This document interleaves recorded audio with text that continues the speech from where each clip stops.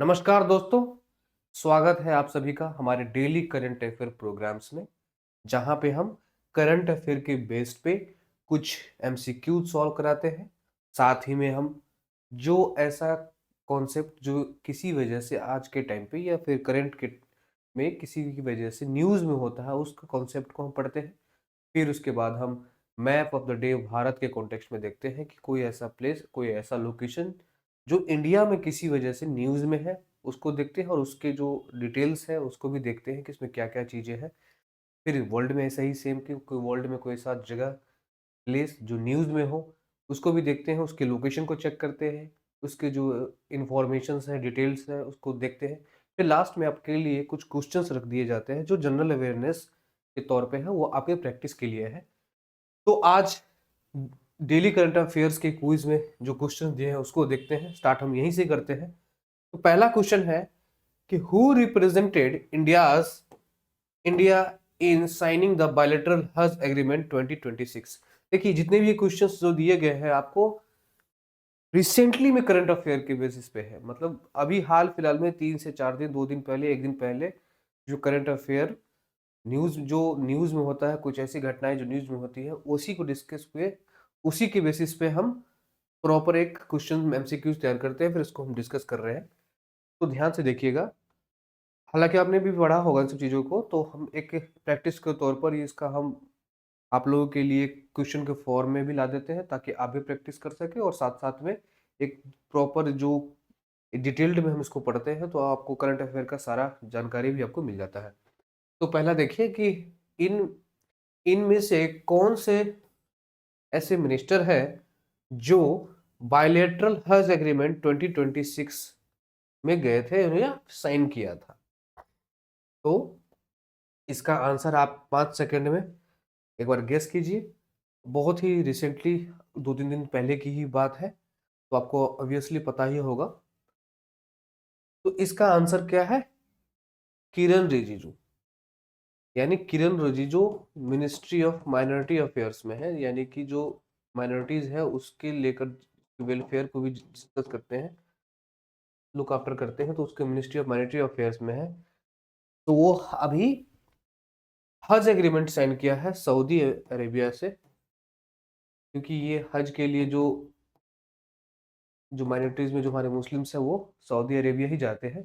तो Saudi Arabia के government के साथ बायलैटरल हज एग्रीमेंट 2026 साइन किया है। इसमें दरअसल जो minority ministry of minority affairs या फिर भारत सरकार है वो चेक करना चाहती है, या फिर एक कॉपरेशन बनाना चाहती है सऊदी अरेबिया गवर्नमेंट के साथ कि उसको हज के लेकर क्या प्रिपरेशन है और इंडिया इसमें कैसे कंट्रीब्यूट कर सकता है। और इसी में ही हज एग्रीमेंट में ही मिनिस्ट्री ऑफ मॉनेटरी अफेयर्स में के जो किरण रिजिजू ने कह दिया था कि अब जो पोर्टल खुलने वाला है, जो व्यक्ति हज के लिए जाएगा सऊदी अरेबिया, उसको एक ऐप के थ्रू जाना होगा। हज कमेटी का ही ऐप है, उसके थ्रू जाना होगा, जो कि सारा कुछ मिनिस्ट्री ऑफ मॉनेटरी अफेयर के अंतर्गत आता है। अगला क्वेश्चन देखिए, who will inaugurate the cooperative Kumbh, यानी कूप कुंभ 2025 में, जो कोऑपरेटिव कुंभ है 2025 का, जिसको कूप कुंभ 2025 भी कहा गया है, तो कौन इनोग्रेट करेंगे? इसमें से इनमें से कुछ नाम दिए गए हैं, जैसे कि पहला है ए निर्मला सीतारमन, बी पीयूष गोयल, सी किरण रिजिजू, डी अमित शाह। आप 5 सेकंड में जल्दी से इसका गेस कीजिए। कूप कुंभ ये बहुत ही करंट अफेयर का कुछ रिसेंटली का ही हुआ है, और ये बहुत एग्जाम पॉइंट ऑफ व्यू से बहुत ज्यादा इंपॉर्टेंट हो जाता है। तो इसका आंसर क्या है? अमित शाह, जो मिनिस्ट्री ऑफ होम अफेयर है, मतलब मिनिस्टर है, वो अभी 2025 के कोऑपरेटिव कुंभ का साइन करने इनोग्रेट कर रहे हैं 2025 का, जो कि दिल्ली में ही होगा, विज्ञान भवन में। इसमें बहुत सारे दूसरे देश की कंट्रीज के लोग आएंगे, जिसमें कोऑपरेशंस की, जैसे यह जो मेन पर्पस है इसका, वो इंटरनेशनल कोऑपरेशंस को ही लेकर ही है, जिसमें कोऑपरेटिव जो कोऑपरेशन फ्रेमवर्क है फाइनेंशियल इंक्लूजन या प्रमोशन के लिए, वो सारा कुछ इसमें इंक्लूज होगा। इसमें जो डिफरेंट डिफरेंट कंट्रीज के जो लीडर्स आएंगे उनके साथ बैठ के प्रॉपर फाइनेंशियल मैटर्स पे, या फिर उनका इंक्लूजन जो सोसाइटीज में या फिर डिफरेंट डिफरेंट जो कॉपरेशंस होते हैं उसमें कैसा कैसा होगा, सारा बातें डिस्कस होगी। और इसका जो नोडल मिनिस्ट्री है, मिनिस्ट्री ऑफ कॉपरेशन है, नोडल मिनिस्ट्री, ये सब याद रखिएगा। ये एग्जाम पॉइंट ऑफ व्यू से बहुत ही इंपॉर्टेंट है कि इसकी नोडल मिनिस्ट्री है कौन सी। तो मिनिस्ट्री ऑफ कॉपरेशन है। इसको ऑर्गेनाइज कौन कर रहा है? तो यह ऑर्गेनाइज्ड बाय है, ऑर्गेनाइजिंग एजेंसी है नाफकूब। ऑर्गेनाइजिंग एजेंसी है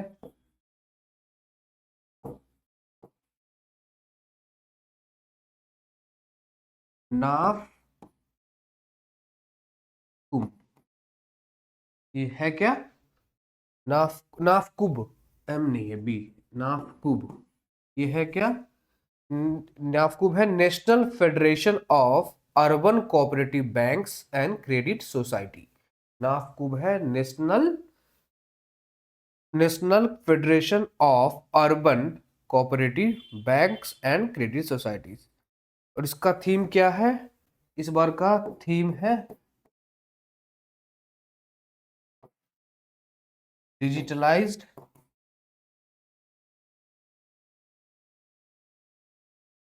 digitising dreams, sorry, digitising digitising dreams, digitising dreams, empowering committees, empowering committees, ये इसका थीम है, ये याद रखिएगा।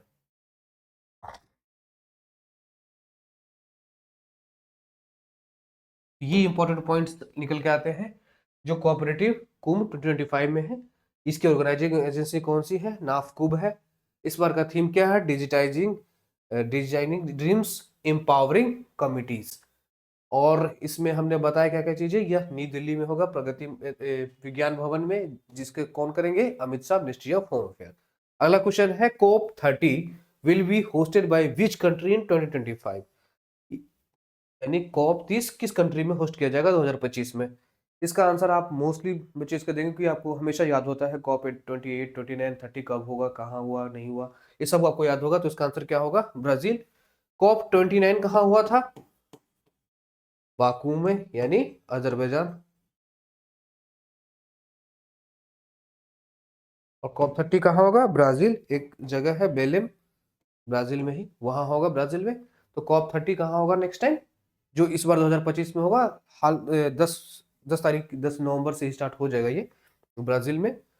और अगला क्वेश्चन देखिए कि which city has been ranked as Asia's happiest city? यानी कौन सी सिटी को हैप्पीएस्ट सिटी रैंक किया गया है, एशिया की सबसे हैप्पीएस्ट सिटी 2025 में, according to the Time Out survey. Time Out survey के अकॉर्डिंग 2025 में एशिया की सबसे हैप्पीएस्ट सिटी, सबसे खुशहाल शहर कौन सा है? तो ऑप्शन है आपके पास, ए बैंकॉक, बी शंघाई, सी मुंबई, डी सियोल। एक 5 सेकंड में आप इसको थोड़ा गेस करने की कोशिश कीजिए। इसका आंसर है मुंबई। अभी हाल फिलहाल में ही टाइम आउट सर्वे ने एक सर्वे किया था, और एशिया के ही कुछ इंपॉर्टेंट शहरों में ये सर्वे कर रहे थे, और वहाँ के जो लोकल्स थे उनसे ये सर्वे, और उनसे ये लिया गया, ओपिनियन लिया जाएगा कि आप अपने शहर से कितना खुश हैं, और आप इस शहर में रह रहे हैं तो आप कितने खुद खुश हैं, और क्या अपॉर्चुनिटीज है वहाँ पे, कैसा इन्वायरमेंट है। तो ऐसा पाया गया कि मुंबईकर्स, मुंबईकर्स मतलब जो मुंबई के लोग हैं, मुंबईकर्स बोलते हैं हमको, मुंबईकर्स, लगभग 94% लोगों ने ये कहा कि मुंबई सबसे खुशहाल जगह है हम लोगों के लिए, और सारी अपॉर्चुनिटीज यहाँ मिल जाती है। मुंबई हालांकि वर्ल्ड की सबसे बिजिएस्ट जगहों में से आती है, जहाँ पे खासकर ये जो बॉलीवुड फिल्मों की वजह से, एक जगह होने की वजह से बहुत ज़्यादा आपको वहाँ पे रश एंड हश मिलेगा, बहुत सारी इंडस्ट्रीज भी मिलेंगे। फिर भी मुंबई में वहाँ के जो लोग हैं, मुंबईकर्स बोलते हैं जिन्हें, वह अपने आप को सबसे ज़्यादा खुश महसूस करते हैं। इसीलिए टाइम आउट सर्वे में, जो कि 2025 में एशिया की सबसे हैप्पीएस्ट सिटी मुंबई को ही माना है, उसके बाद है बीजिंग, और थर्ड नंबर पे है शंघाई। अगला क्वेश्चन देखिए। अगला क्वेश्चन है कि which country did INS Savitri visit as a part of its long range operational deployment in 2025। यानी कौन सी ऐसी कंट्री में आईएनएस सावित्री ने विजिट किया as a part of long range operational deployment. Long range deployment के तौर पे 2025 में आईएनएस सावित्री ने किस देश में अपना विजिट किया था? तो इसका आंसर क्या होगा? 5 सेकंड में इसका एक बार आंसर गेस कीजिए।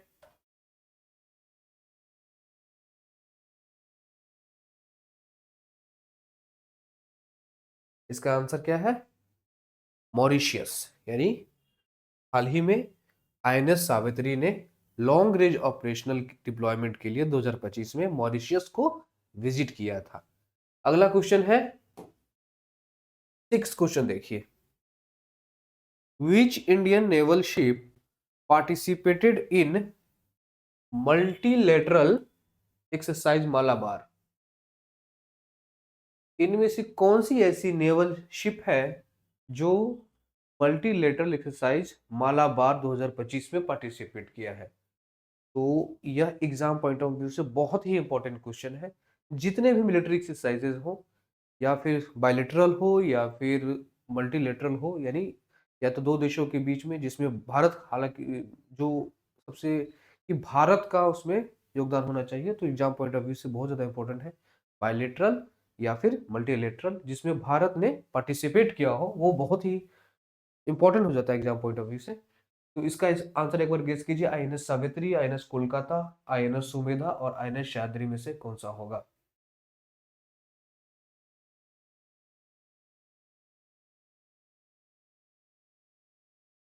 I hope you guessed it. इसका आंसर होगा आईएनएस शायद्री। यानी आईएनएस शायद्री ने मालाबार एक्सरसाइज 2025 में पार्टिसिपेट किया था। एक्सरसाइज मालाबार है क्या? दरअसल एक मल्टीलेटरल एक्सरसाइज है जिसमें क्वाड की कंट्रीज पार्टिसिपेट करती है। क्वाड का मतलब इंडिया उस कंट्रीज में, क्वाड में मेंबर है इंडिया, ऑस्ट्रेलिया, यूएस और जापान। ये चार ऐसी कंट्रीज है जो इस क्वाड का मेंबर है, और ये इंडो पैसिफिक रीजन में ज्यादा एक्टिव है। इंडो पैसिफिक रीजन में बहुत सारे जियोपॉलिटिक्स के जो एक्सपर्ट है, ये भी कहते हैं कि चाइना का जो वो पॉलिसी है कि ज़्यादा से ज़्यादा सी एरिया को, या फिर ईस्ट की जो पॉलिसी है कि पैसिफिक रीजन्स पे, इंडो पैसिफिक रीजन्स पे उसकी जो सुपेरियरिटी है उसी को कंट्रोल करने के लिए इंडिया, ऑस्ट्रेलिया, यूएस, जापान ने ये क्वाड बनाया है, ताकि उसका जो एक्सपेंशन है चाइना को, उसको रोक सके। एक तो वो भी वजह बहुत बड़ी है, और इंडो पैसिफिक रीजन में अपना एक अलग सा, मतलब जो इकोनॉमिकल पार्टिसिपेशन दिखाने के लिए ये चार कंट्री साथ में ही क्वाड बन के तैयार हुआ। यही भी आपको मल्टीलेटरल एक्सरसाइज मालाबार देखने को मिलता है। नेक्स्ट क्वेश्चन देखिए क्या है। National legal service day in India is observe every year on which date? किस तारीख को नेशनल लीगल सर्विस डे मनाया जाता है इंडिया में? आंसर आप गेस कीजिए। यह भी रिसेंटली में ही मनाया गया है। इसका आंसर है 9 नवंबर को। यानी नेशनल लीगल सर्विस डे 9 नवंबर को मनाया जाता है अब, हर एक साल, हर साल। और इसकी मेन बॉडी कौन सी है जो इस सब चीज़ों को, आखिर नेशनल लीगल सर्विस डे मना रही है तो कोई सी बॉडी होगी जो उसको सेलिब्रेट कर रही हो, तो उसका नाम है नालसा।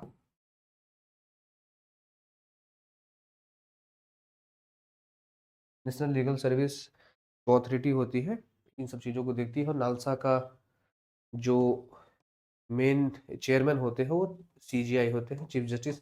आखिर नालसा का काम क्या है? नालसा का काम है कि जो इकोनॉमिकली वीक है या फिर सोशली वीक जो सोसाइटीज के लोग हैं, उनको फ्री में लीगल एड दिया जाए, उनकी रिप्रेजेंटेटिव जो यानी काउंसलिंग हो, उनको भी उसमें एड पहुंचाया जाए। यानी और मान लीजिए वो किसी भी तरीके से नहीं सक्षम है कि अपने वकील को पे कर सके, अपने जितने भी फीस है लीगल्स में उसको नहीं पे कर सके, तो नालसा वहां पर उनकी मदद करती है। ऐसे ही स्टेट्स में भी होती है एसएलसा। यानी स्टेट लीगल सर्विस है, वो जिसके चेयरमैन होंगे जो उस हाई कोर्ट के, जो वहां पे जो हाई कोर्ट होगा वहां के चीफ जस्टिस। डिस्ट्रिक्ट में भी होती है डीएलएसएस में, इसमें वहां के डिस्ट्रिक्ट के कोर्ट्स होते हैं, जज होते हैं जो इसमें पार्टिसिपेट करते हैं, जिसमें अपना मुखरता से अपना पार्टिसिपेशन देते हैं, ताकि जो weaker section economically socially backward लोग हैं उनको मदद दिया सके। तो ये नेशनल लीगल सर्विस डे जो है 9 नवंबर को मनाया जाता है। अगला है क्वेश्चन, 2025 में Uttarakhand celebrated which anniversary of its statehood, यानी एक राज्य के रूप में अपना स्टेटहुड, मतलब उसका जो राज्य जो बन के तैयार हुआ होगा, जब वो राज्य की स्थापना हुई होगी, तो वो कौन सा दिवस अपना मना रहा है। यानी उत्तराखंड अपना हैप्पी बर्थडे, कौन सा हैप्पी बर्थडे मना रहा है, ये क्वेश्चन है। नॉर्मली कहे तो कौन सा वहाँ जन्मदिन मना रहा है, तो इसका आंसर होगा 25th, क्योंकि 2000 में ही 9 नवंबर 2000 को ही उत्तर प्रदेश से अलग होके उत्तराखंड का गठन किया गया, बनाया गया। 2000 में ही बहुत सारे और भी ऐसे हैं, जैसे बिहार से अलग करके झारखंड बनाया गया, और एमपी से अलग होके छत्तीसगढ़ बनाया गया, तो उसी टाइम पे उत्तर प्रदेश से निकल कर उत्तराखंड बनाया, और उस टाइम की 27th स्टेट थी उत्तराखंड। आज के टाइम पे 25th एनिवर्सरी अपने मना रही है, स्टेटहुड बना रहे हैं।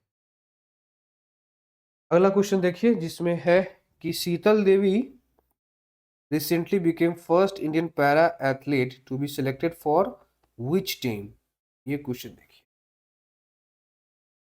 यानी शीतल देवी रिसेंटली में became the first Indian para athlete to be selected for which team। para athlete मतलब किसी भी तरीके से विकलांग या दिव्यांग आप बोल लीजिए, लेकिन फिर भी वह सक्षम है कि वह खेल को खेल सके। तो शीतल देवी कौन से खेल से रिलेटेड है? A, Indian able body junior archery team, B, Indian Olympic senior team, C, Indian para mixed archery team, D, national sports academy team. तो इसका आंसर क्या होगा, गेस कीजिए, बाद में तुम्हें बताऊंगा ही। इसका आंसर है Indian able body junior archery team. Able body का मतलब, मैंने कहा ना कि दिव्यांग या विकलांग, लेकिन किसी भी तरह से वो सक्षम हो खेल खेलने के लिए, तो एबल बॉडी मतलब सक्षम हो आर्चरी टीम में। तो Sheetal Devi Indian able body junior archery team की मेंबर है, और ये पहली फर्स्ट इंडियन पैराथलीट मिली है जो इस टीम में सिलेक्ट हुई थी। चलिए अगला क्वेश्चन देखिए, जो कि हमारा लास्ट क्वेश्चन है। Who launched the tropical forest forever facility TFFF, a new global forest finance initiative in which Indian joined as an observer। यानी अभी हाल में ही किस कंट्री ने tropical forest forever facility TFFF, a new global forest initiative, यानी नया forest initiative एक हुआ है, जिसमें इंडिया जो है एक ऑब्जर्वर स्टेट की तरह पार्टिसिपेट कर रही है। तो TFFF किस कंट्री की इनिशिएटिव है, सिंपल सा क्वेश्चन ये है, और इसी क्वेश्चन का पार्ट है, और ये इंपॉर्टेंट पार्ट हो जाता है कि इंडिया उसमें ऑब्जर्वर है। तो सोचिए क्या होगा आंसर इसका। इंडिया तो होगा ही नहीं, क्योंकि इंडिया खुद ऑब्जर्वर है, तो इंडिया कैसे हो जाएगा। इंडोनेशिया, ब्राजील, यूनेप, इसमें से देखिए कौन सा होगा। इसका आंसर है ब्राजील। अभी हाल आपको पता ही है कि COP30 जो है ब्राजील में होना है, तो COP30 के ही इनिशिएटिव में, उसी के तौर पे ही ब्राजील एक TFFF एक इनिशिएटिव लेना चाहती है, जिसमें ट्रॉपिकल फॉरेस्ट को जो फैसिलिटी दिया जाए, उसको बचाने के लिए, उसके कंजर्वेशन के लिए, उसको मेंटेन करने के लिए एक ग्लोबल इनिशिएटिव है। ये फॉरेस्ट फाइनेंशियल इनिशिएटिव है, जिसमें बहुत सारी कंट्रीज आ रही है ट्रॉपिकल फॉरेस्ट को बचाने के लिए, उसकी सिक्योरिटी को बचाने के लिए। तो इंडिया उसमें जो है एक ऑब्जर्वर की तरह काम कर रही है, क्योंकि COP30 जब हो रहा है ये सब उस टाइम पे, तो ऑब्वियसली इंडिया भी उसमें पार्टिसिपेट करेगी, तो इंडिया इसमें एक ऑब्जर्वर की तरह काम कर रही है। चलिए अगला हम 10 क्वेश्चन को सॉल्व कर सकते हैं। ये 10 क्वेश्चन सॉल्व करते समय आप ये मत समझिएगा कि सिर्फ आपको MCQ सॉल्व कराए जा रहे हैं। आप ये मान के चलिएगा कि अभी के टाइम पे जितने भी रिसेंटली में करंट अफेयर बेस्ड क्वेश्चंस हैं, करंट अफेयर बेस में जितने भी इवेंट्स हो रहे हैं, उन सभी के बेस्ड पे 10 ये क्वेश्चन जो सॉल्व कराया गया है आपको, तो कहीं ना कहीं एग्जाम पॉइंट ऑफ व्यू से बहुत ही ज़्यादा इंपॉर्टेंट हो जाता है। ये जनरली सिर्फ एमसीक्यू सॉल्व नहीं कराया गया, आपको कुछ कुछ ऐसे डिटेल्स भी बताए गए हैं जो अगर डायरेक्टली ऐसा क्वेश्चन तो कभी नहीं पूछा जाएगा। पूछे जाने के चांसेस हो भी सकते हैं, लेकिन ऐसा डायरेक्टली तो पूछा जाएगा नहीं। लेकिन इसी से ही डायनेमिकली पूछा जा सकता है। जैसे मान लीजिए ये क्वेश्चन देखिए, टीएफएफ ब्राजील का है, तो ये क्वेश्चन का पार्ट तो ये भी था कि India joined as an observer. अब इसी क्वेश्चन को उल्टा करके भी पूछा सकता है, क्योंकि करंट अफेयर का ही है सारा क्वेश्चन। तो करंट अफेयर के बेस पे से पूछ सकता है कि इंडिया किस कंट्री किस इनिशिएटिव्स में एन ऑब्जर्वर की तरह काम कर रही है, तो इसमें टीएफएफ को भी नाम दे सकते हैं। तो क्वेश्चन का एग्जैक्ट फॉर्मेशन ये नहीं होगा, लेकिन कुछ इसी मोल्ड करके क्वेश्चन पूछा सकता है। तो इस 10 क्वेश्चंस के बेसिस पे ही 10 क्वेश्चन जो हमने अभी एमसीक्यूज की तरफ से सॉल्व किया, इसमें हमने सारे करंट इवेंट्स को भी डिस्कस कर लिए। तो इसके आसपास से कहीं भी क्वेश्चन आएंगे तो आप आसानी से इसको टैकल कर सकते हैं। चलिए हमारे नेक्स्ट पार्ट में, जो कि है कॉन्सेप्ट ऑफ द डे। देखिए, अगला है कॉन्सेप्ट ऑफ द डे।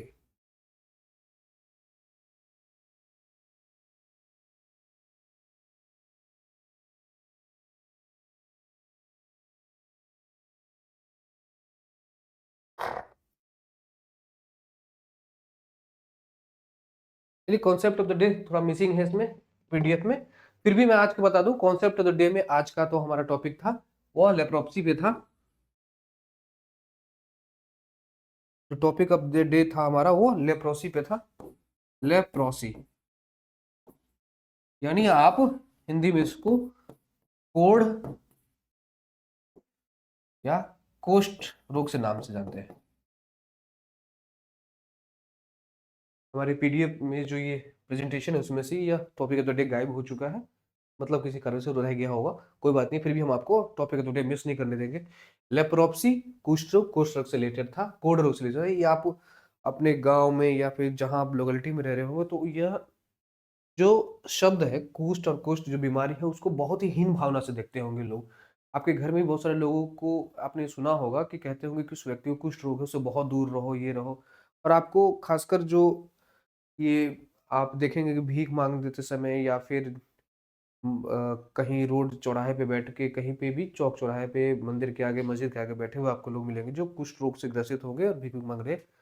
एक तो कुष्ठ रोग ऐसी बीमारी है जो जानलेवा नहीं है, लेकिन सोसाइटी में उसको बहुत ही नीच भावना से देखा जाता है। तो ऐसा व्यक्ति जिसको कुष्ठ रोग हुआ होगा ना, वो जिंदा बेशक से होगा, लेकिन उसको इतना ज्यादा समाज में ये कर दिया जाता है, हीन भावना से देखा जाता है कि वो उसके लिए मरने जैसा ही हो जाता है। तो आज का टॉपिक जो हमारा था लेप्रोसी, उसको हम एक बार अच्छी तरीके से देख लेते हैं क्या क्या चीजें हैं इसमें।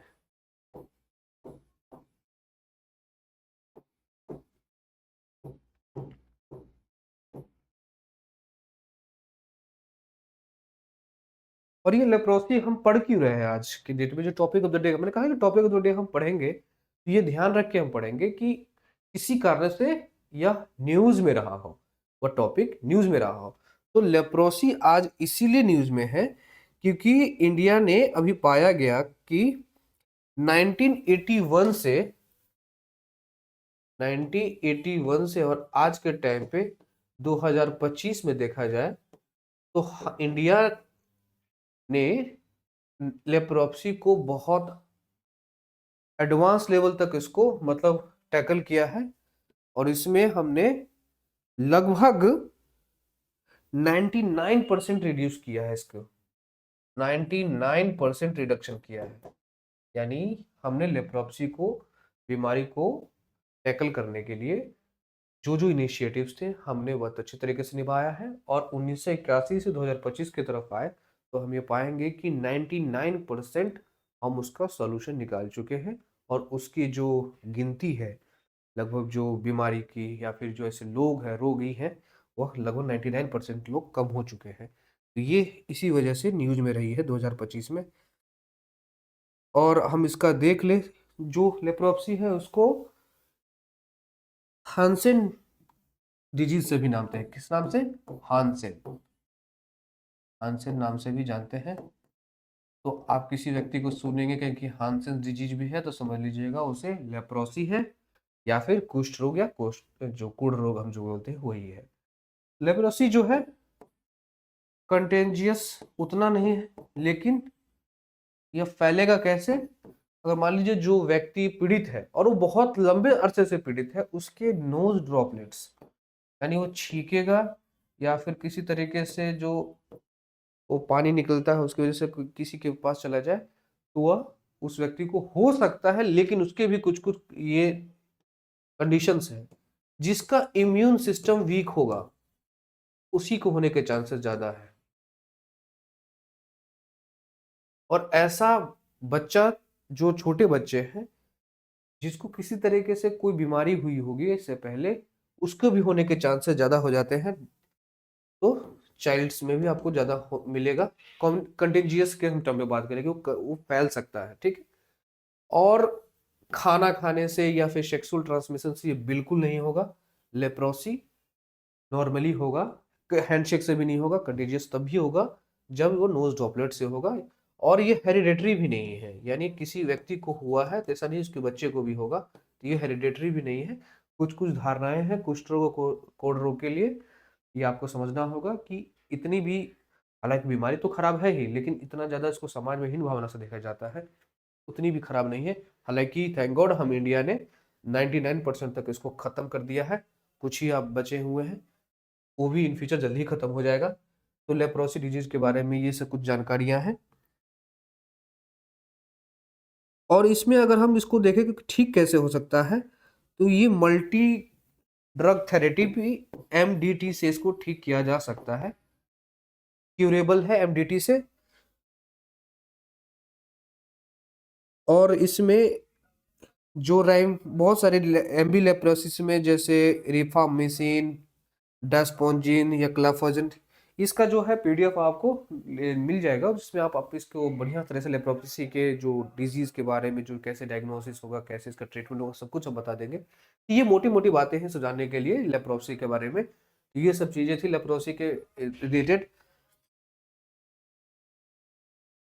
और हम कुछ कुछ पॉलिसीज देख लें जो इंडिया, जो हम कहते हैं कि इंडिया ने इसको टैकल किया है।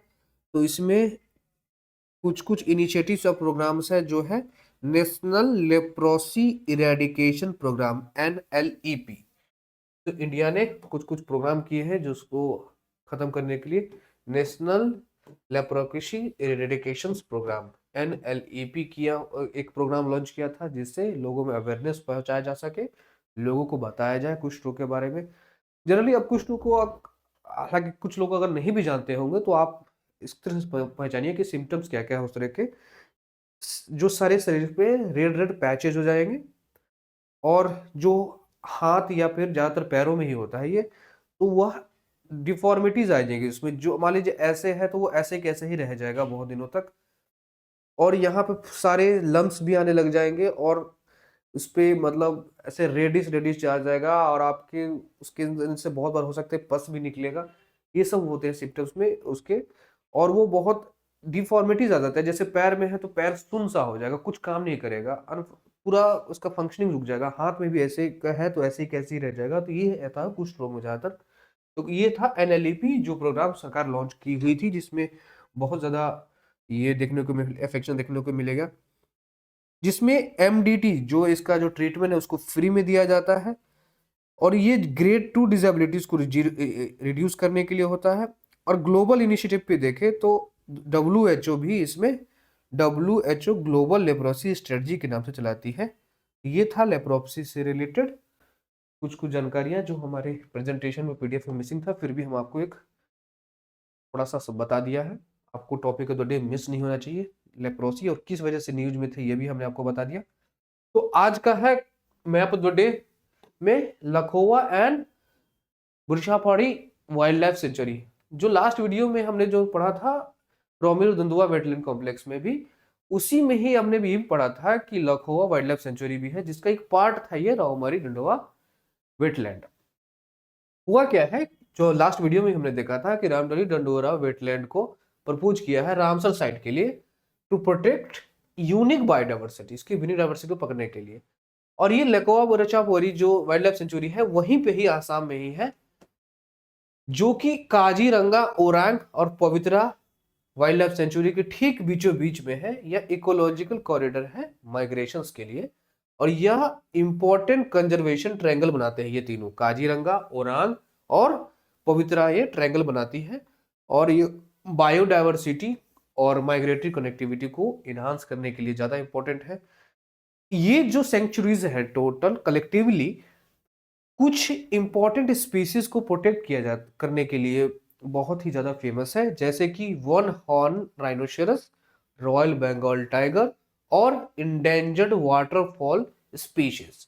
ये तीन इंपॉर्टेंट स्पीशीज को बचाने के लिए यह एरिया बहुत ही ज्यादा क्रूशियल है। कौन कौन से? औरांग, काजीरंगा और पवित्रा वाइल्ड लाइफ सेंचुरी। और ब्रह्मपुत्रा इसके रिवर के आसपास ही आपको मिलेगा ये सारे कुछ। जो बफर जोन है टाइगर काजीरंगा टाइगर रीजन में, वह बहुत सारे जो स्पीसीज है उस टाइम के उसके कंजर्वेशन के लिए बहुत ज्यादा इंपॉर्टेंट हो जाता है।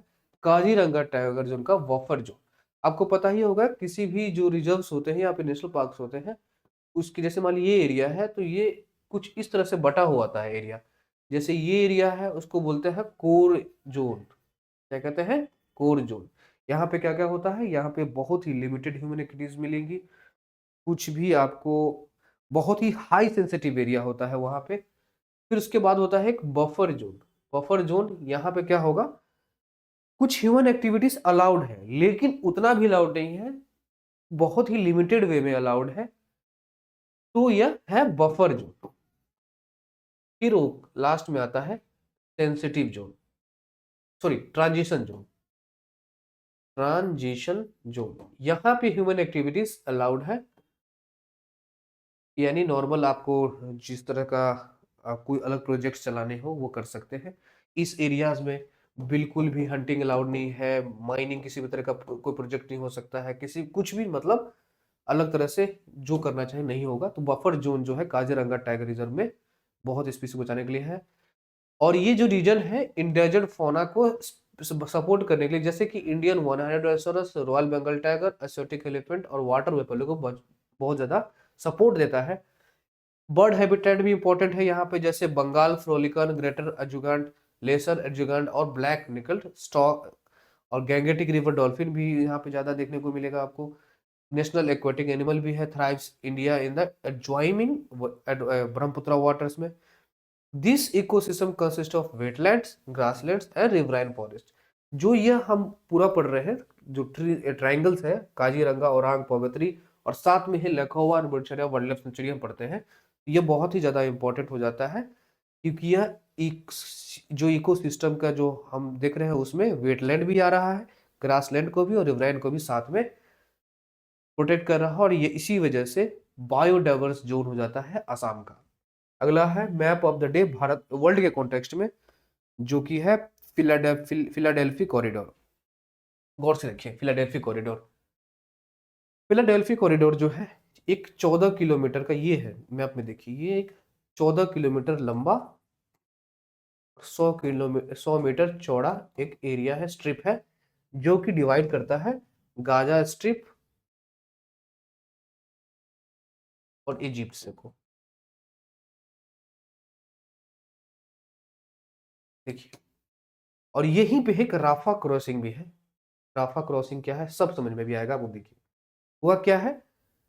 जो एक 1979 में एक ट्रीटी हुई थी इजराइल और इजिप्ट के बीच में, एक पीस ट्रीटी थी, और उसमें ये कहा गया कि ये जो एरिया है, जो फिलाडेल्फी कॉरिडोर है, उसको ये डीमिलिटराइज्ड, मतलब वहां पे कोई भी मिलिट्री ऑपरेशंस या फिर कोई मिलिट्रीज का ट्रूप्स वहां से नहीं गुजरेगा, और कोई भी खड़ा भी नहीं रहेगा, मतलब किसी भी तरह का डिमिलिटराइज एरिया होगा वो गाजा स्ट्रिप और इजिप्ट और इसराइल के बीच में। और इसका जो पूरा देख रेख है इजिप्ट के तौर पे चला गया, इजिप्ट के पास चला गया। फिर इजिप्ट ने भी यह गाजा का जो पूरा एरिया है, बाद में जब 2007 में हमास ने इसे कंट्रोल किया, कहाँ? पैलेस्टाइन को, जो गाजा का एरिया है उसके पूरे एरिया को हमास ने जब कंट्रोल किया, तो ये बहुत ही सेंसिटिव एरिया हो गया, क्योंकि यह जो पीस ट्रीटी के अकॉर्डिंग इस एरिया में इज़राइल अपना ट्रूप्स नहीं भेज सकती थी, बहुत लिमिटेड वे में भेज सकती थी, तो ऑब्वियसली इसको जो करने इसको कंट्रोल किया हमास ने, तो यह बहुत ही सेंसिटिव जोन बन गया गाजा स्ट्रिप, इज़राइल के लिए भी और इजिप्ट के लिए भी और पैलेस्टाइन के लिए भी। और हमास का इस पे कंट्रोल आने के बाद इज़राइल को बहुत ही ज़्यादा दिक्कत हुई थी, क्योंकि ये एक बहुत बड़ा क्रॉसिंग सा है यहाँ से इजिप्ट के साथ, या फिर जो स्यूज कैनाल है उसको मॉनिटर करने के लिए बहुत सारे और भी जो पोलिटिकल रीजन्स है, इसके लिए बहुत ज़्यादा इंपॉर्टेंट हो गया गाजा स्ट्रिप, ये फिलाडेल्फिया वैली कॉरिडोर। और ये न्यूज में इसलिए है क्योंकि अभी इजराइल के जो पीएम है उसने कहा था कि वह फिलाडेल्फिया कॉरिडोर को हम कंट्रोल करना चाहते हैं, और रफा क्रॉसिंग को भी, क्योंकि ये देख रहे हैं कि जो हमास है उसको जो कंट्रोल कर रहा है, तो इजराइल के लिए बहुत ज्यादा दिक्कत हो रहा है। और जो फिलिस्टाइन में जब हमास का जो कंट्रोल होता है, तो इजराइल को हमेशा से ही दिक्कत होती है, क्योंकि वो फिर वहां से टेररिज्म एक्टिविटी ज्यादा देखने को मिलता है। और जो इजराइल का जो पॉलिसी है पैलेस्टाइन को लेकर कि वहाँ पे उसका कंट्रोल और उसका रुतबा बना रहे, वो थोड़ा वहाँ पे दिक्कत होता है। इसी की वजह से इजराइल हमास वॉर की वजह से चाहती है कि फिलाडेल्फिया पे कॉरिडोर पे हम अगर हम कब्जा कर लेंगे, तो ये जितने भी एक्टिविटीज है उसको हम रोक सकेंगे। ये क्या है हमने बता ही दिया, 14 किलोमीटर लॉन्ग स्ट्रिप लैंड है, और entirety border area between Gaza और इजिप्ट, गाजा इजिप्ट का जो बॉर्डर है उसके लिए है।